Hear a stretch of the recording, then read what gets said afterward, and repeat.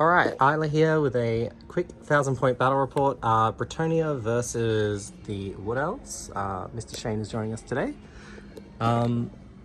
So pretty easy one for me. I've got a Duke on a Royal Pegasus. He's got the Heartwood Lance and the Virtue of Knightly Temper. He's also got a shield and a Ruby Ring of Ruin. 2 units of Knights Errant with full command, and then 2 Realm Knight units with full command. And that's the army. Not many magic items, but we're just going for as many knights as we can fit in. This is also the Errantry War army list, so I'm going to have a very impetuous army, so they may be running off and charging when I don't want to. So Shane's got Spellsinger, Glade Guard. Yep, 2 units of 20 with Arcane Bodkins. Yep, Eternal Guard. So 21 Eternal Guard, and they have a War Banner attached. And lots of Wild Riders. Yeah, Wild Riders with Standards and Fury as well, so there might be some unideal charges going off this game. And yeah, we're going to go get deployed and we'll come right back. Alright, so I finished deploying first. Here's my army, Knights of the Realm on the right. Knights Errant on the right, Knights of the Realm, and my Duke. And then another unit of Knights Errant and Knights of the Realm. I've given up my option to go first because I'm going to pray and get my blessing for the lady. And then Shane's done a mirrored deployment. Nice and easy across there. Awesome. And that's the table. And it'll be Shane's turn. Alright, so Shane's turn. He cast Tree Singing and got a 11 to cast it, so it went off there. I didn't get my Fated Dispel, so it went off. And then Shane shot this first unit over here with its Arcane Bodkins. He rolled 2 Armor Bane wounds, and I failed my 6-up with my Armor Save and Blessing with the -3 from Arcane Bodkins and then the Armor Bane from the Longbows. And then this unit shot their shots, and they took out a knight here, failing my 6-up on the 1 wound he caused there, because he also rolled another Armor Bane wound. So Arcane Bodkins look freaking insanely good. Alright. So it goes over to my turn, and we'll get back to you. I am out of range for my Impetuous, so it won't affect me too much. I might have to test for him, but the actual Dukes and stuff don't get it in this list, so I'll probably be fine.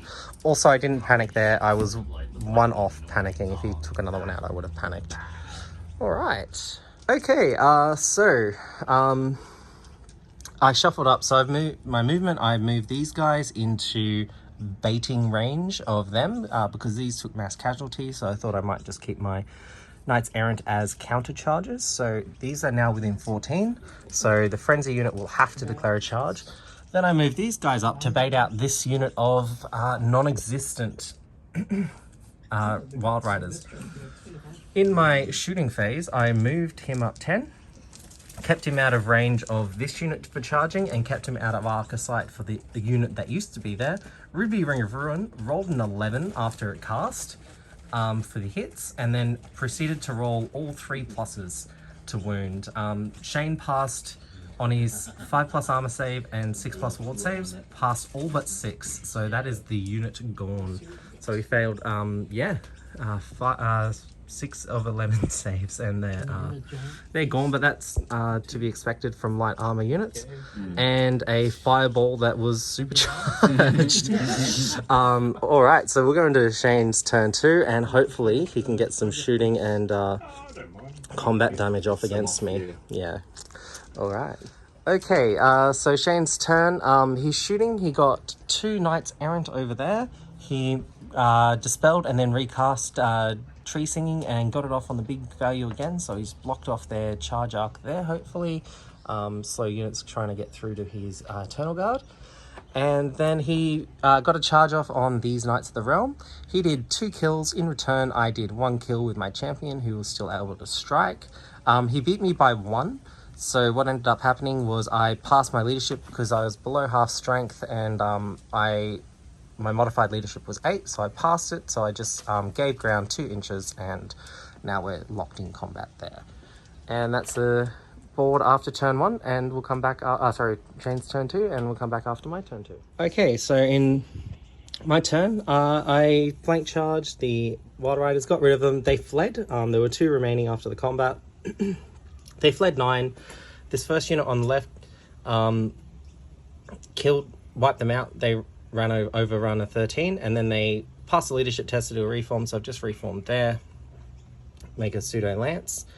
And then this unit, they overran 15, so they actually got bumped into that unit and stopped, and that's how we ended up there.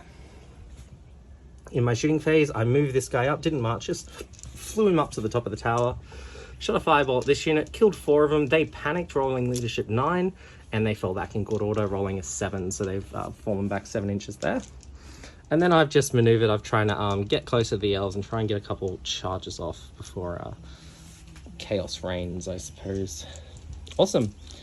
So we'll go into Shane's turn 3. Okay, so in Shane's shooting phase, he let off another tree singing there, summoned another forest.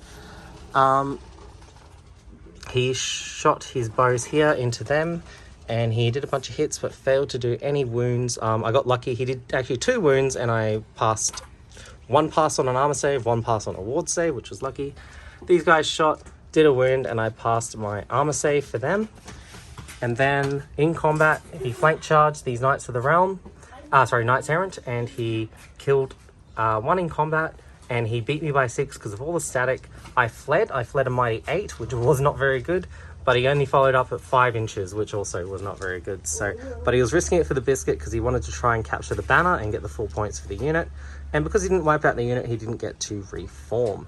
So that is the end of the turn. This is how we're looking. Still up in the air, really. Like, despite the cavalry being gone, plenty of powerful shooting left, and that block is going to be hard to bust, especially with the war banner in there as well, with enclosed order and all the ranks. So it'll go over to my turn 3. Okay, so in my turn, rallied the knights in the strategy phase. Both of these knights failed their impetuosity tests and charged the unit of Glade Guard. Went through and wiped them. This unit ended up going to the edge of the board, failing its leadership test to reform. So it's stuck there for another turn now until I can turn around. And this one overran, the Knights Errant overran into the Spellsinger. I tried to cast Ruby Ring of Ruin in my shooting phase onto these archers and only rolled a double 2, so Shane dispelled it. And this unit here just did a reform just to face those archers there. And that is the board.